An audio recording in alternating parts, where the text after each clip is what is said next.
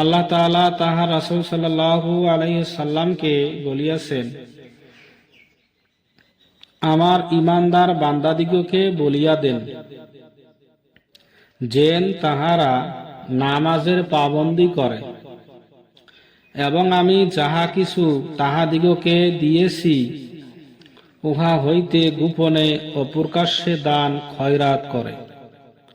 সেই দিন আসিবার পূর্বেই, যেদিন না কোনো ক্রয় বিক্রয় থাকিবে, অর্থাৎ কোনো জিনিস দিয়া নেক আমল খরিদ করিয়া লওয়া যাবে না, আর না কোনো বন্ধুত্ব কাজে আসিবে, অর্থাৎ কোনো বন্ধু তোমাকে নেক আমল দান করিবে না।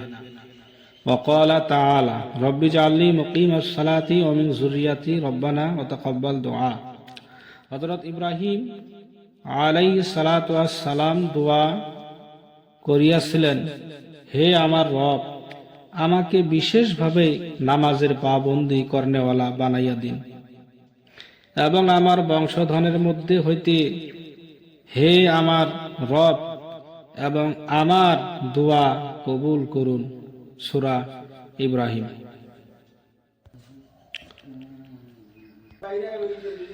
وقال تعالى أقم الصلاة لدلوك الشمس إلى غسق الليل وقرآن الفجر إن قرآن الفجر كان مشهودا।